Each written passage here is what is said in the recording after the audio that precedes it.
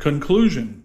In this module, we took a look at the importance of using social media in a way that helps rather than hinders our personal and professional growth. We watched a video of a conversation between two people who discussed seeing something negative posted on social media.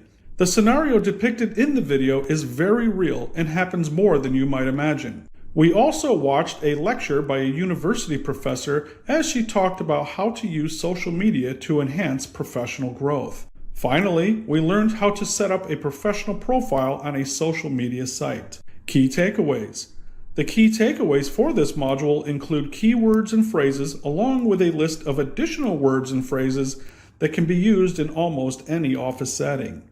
If you completed the practical application portion of this module, you also now have a fully functional professional social media profile that you can use to help grow in your career field.